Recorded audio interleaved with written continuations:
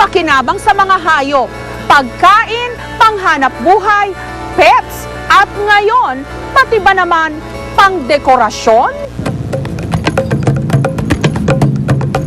Ang mga hermit crab o umang, likas na mahiyain, oras na makaramdam ng panganib sa paligid.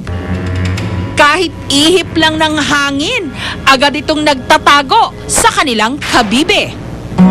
Ang kanilang kabibe kasi ang nagsisilbing pangunahing pandepensa, ang kanilang bahay kung may banta sa kanilang buhay. Pero ang mga hermit crab, may bago na raw bahay ngayon sa mga mall.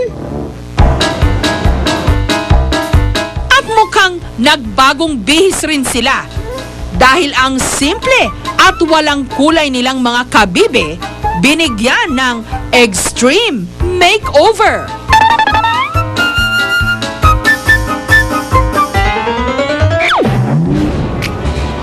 Taong 2009, nung unang naisipan ng negosyanteng si Howard na gawing negosyo ang mga painted hermit crab, may galing dito sa Pilipinas at meron ding imported.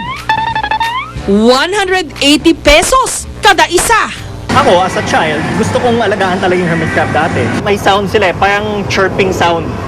At nakaka-relax yan, lalo na kung madami sila.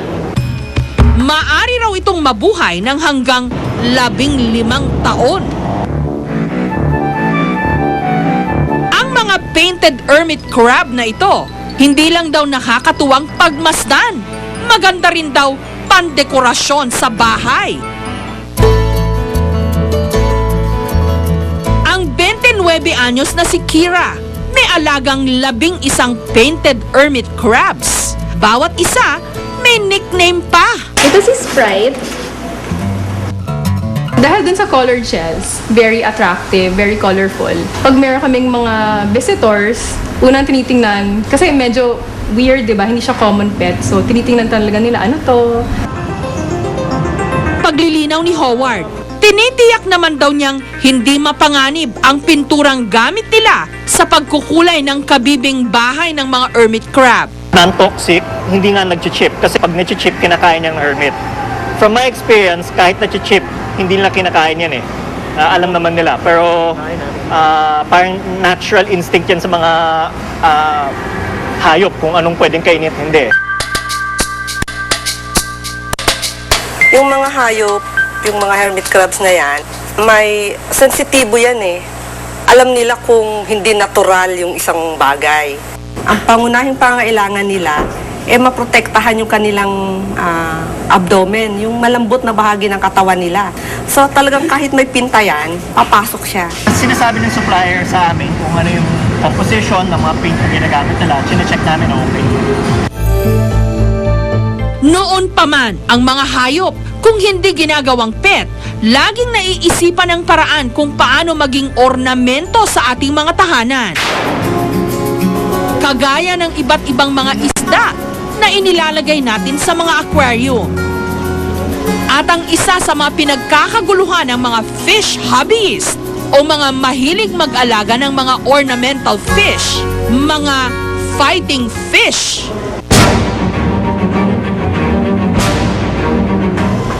Sa bangis daw ng mga isdang ito, kahit maliliit lang, hindi raw umaatras sa pakikipagrambolan sa ibang mga isda.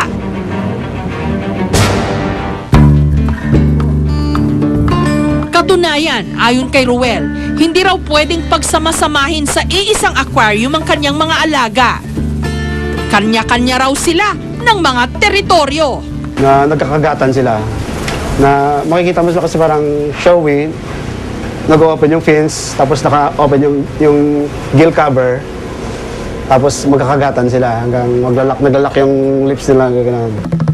Ilan sa mga alaga ni Ruel ang double tail, crown tail, half moon, at red dragon na isa rin daw lucky charm. Karaniwang galing ng Thailand, Malaysia at Cambodia ang mga fighting fish. Kapansin-pansin ang pagiging matingkad ng kulay ng mga ito. Lumalaki ang mga ito hanggang 2 inches o 2 pulgada.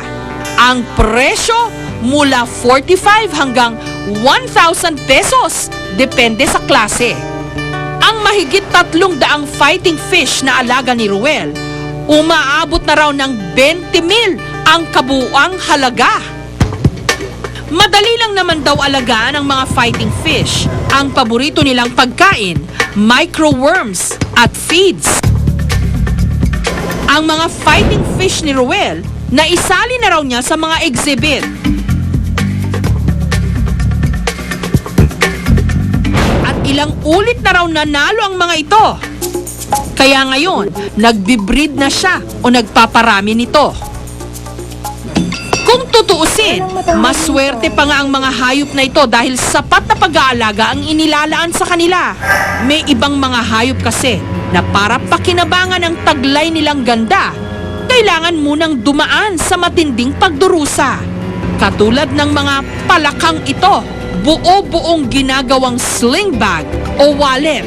Ang mga bayawak namang ito, buhay na buhay pa pero pinuputulan na ng mga kamay para gawing keychain.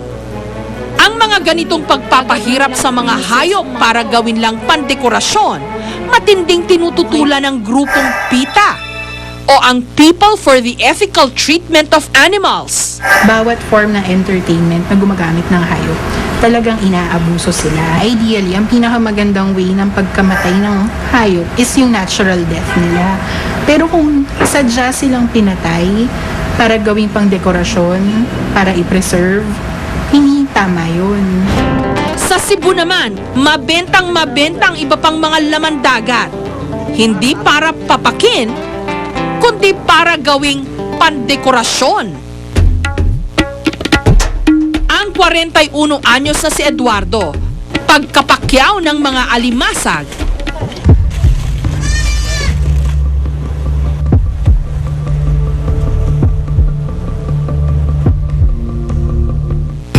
tinuturukan ng formalin.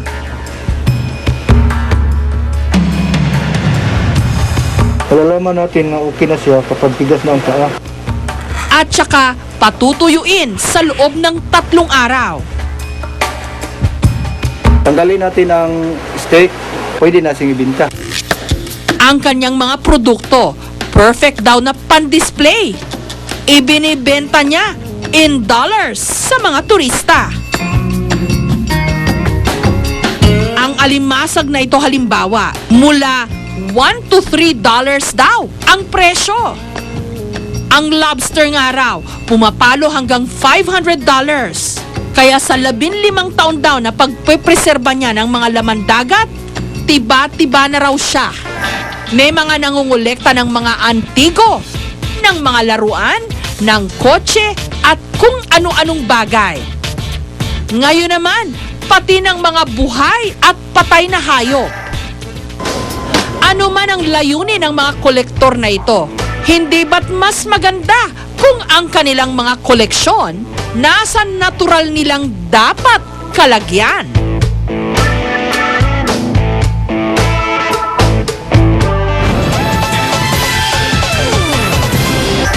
Susunod, mga nirambol nating zodiac sign. Kabilang na ang pinakabago, ang Ophiuchus. Swerte nga ba o malas?